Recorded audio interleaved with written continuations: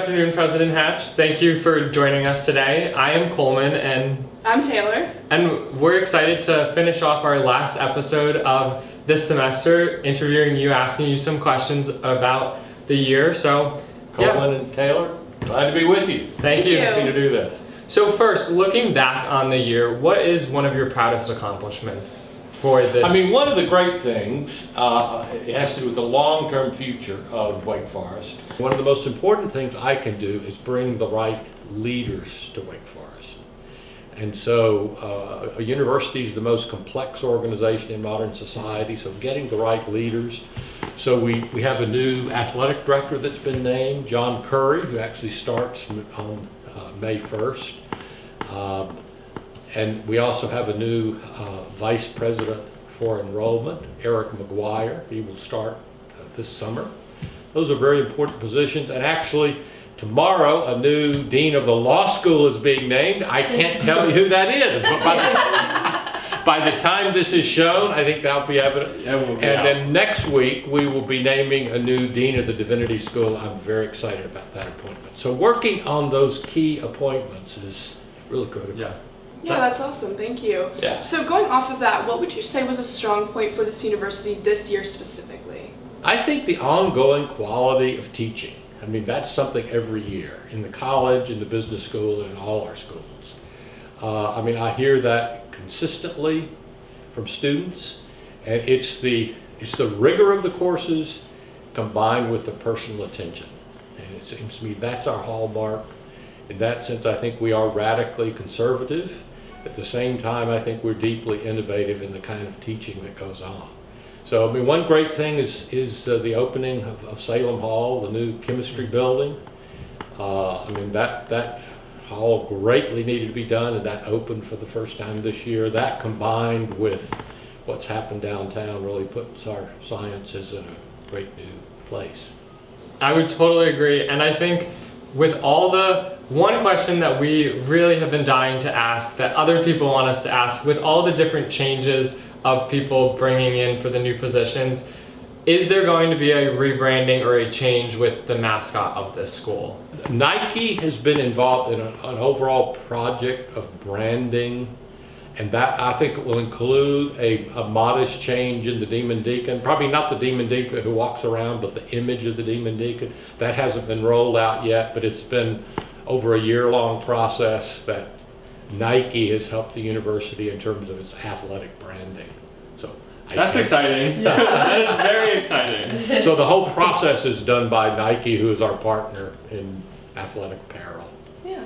Very cool. I look forward to seeing that then. Unfortunately, Wake Forest has been in the news a lot lately, and maybe not for the best reason, between Jamil Jones's altercation with a man in New York City to the university's history of blackface, as well as the college admissions scandal. What do you say to people who confront you with these issues? You know, a university is a terribly complex organization. It's like a town, it's like a village, a number of thousand people. And any group of humans like this has great things and has deep problems. So I think the issue is how we address those problems and how we try to make this place better. So I've never tried to say Wake Forest is a perfect place. It has many problems. And the key is, as we see our problems, whether they are in racial relations, whether in athletics, whether they're in missions, we have to look them squarely and be honest, not try to paper over them, but try to address them fully and say, how do we make an imperfect community always trying to get better? Kind of going off of that with the different, I guess, issues that have been on this campus this year. Is there a building, is there a group, is there something, if you could change anything about this campus right now, what would be one of your main focuses or targets? Yeah. I think that underrepresented persons on this campus would come to find this a home. I mean, we live in a society where diversity and pluralism are a huge challenge. And so, I mean, our African American community, for instance, has said pretty loudly that there are many ways that they find this place uncomfortable for them. And that's an issue we have to seriously address. But it's true for other groups. It's true for our students from Asia who are courageous enough to come here. And I mean, often I think they feel ignored, but it's true. It's true for our Muslim students, true for our gay and lesbian students. That is, students who are not in the mainstream. How do we build a community in which everyone feels they have a stake, and in which they feel like this really can be their home? And so by adding the new positions or bringing in new people with some of the offices that you mentioned prior, that definitely I think could help making it more inclusive for Absolutely. everyone. I mean, all across administration, faculty, staff, we need to seriously wrestle with these issues. Absolutely. And sort of moving forward from that, what is a policy change sort of at a broader scale that you would like to enact maybe to solve some of these problems as well? I mean, I think we have to have policies that address issues of white supremacy. That's been changed. Those are complicated. I've made statements against it. Certainly we don't want that. But how do you do that in terms of enforceable policy? We have a committee that will be crafting that. And so those kinds of things do need addressing. For sure, yeah. That's probably the most difficult thing, is then enforcing it so it actually means something. Right. What are you most excited about for the incoming class, for the incoming freshman class next year? Yeah. What are you excited for them to see and experience here at Wake? Because there are so many wonderful things. Yeah, I mean, I think this is a terrific place to be an undergraduate. I think it has a perfect balance of breadth. I mean, we're much bigger and more robust than a college, and we have big time sports and a great football program and great soccer program, and just won the ACC championship in men's tennis and women's golf. So there's that on the side, I think. But at the same time, I think we're a place that gives students tremendous personal attention. So I see it as a place of best of both worlds. I think our faculty continues to get better.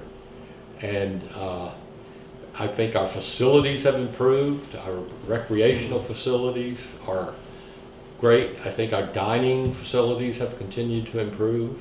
And so I think it's a great place to be an undergraduate. Our college to career programs have never been stronger. So and what I like about it is that you can come here and major in the liberal arts, but you can also think about, you come here and be a classicist or a psychologist or an anthropologist, study anthropology, and you can say, I want to go to Wall Street, or I want to go to Silicon Valley, I want to go into advertising. And it's that your major is not necessarily your end. And that's a great defense of the liberal arts and of learning for its sake. But also, I think we're good at helping students then transfer to the so-called real world. Yeah, absolutely. I definitely really appreciate that about Wake personally. Sort of switching gears a little off topic. Greek life at Wake Forest has obviously been big in the news lately, as it is at many other universities. What is your personal opinion on Greek life at Wake Forest? Yeah. I mean, the purpose of Greek life is tremendous. The important thing is for young people to live up to the standards which they set. And so Greek life, particularly fraternities, easily gets into excess and leads to issues. There can be racism expressed. There can be too much drinking, which leads to a lot of other kinds of issues. So it's not, probably, I would say overall, it's a strong tradition of Greek life here. Probably too much of our social life is placed upon male fraternities. And so, in a sense, that's a burden. And if I had any hope for the future, it's that we could make social life more dispersed, more welcoming to everyone, and make students who don't choose to be Greek, which is about half our students, feel like this is more of their home and they have an active social life. Yeah, definitely. I think that's a really positive change that could be implemented.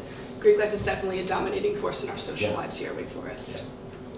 And then just our final wrap-up question that some of us have been dying to know, especially Mackenzie over there, is can the Demon Deacon family adopt black and gold Labrador puppies?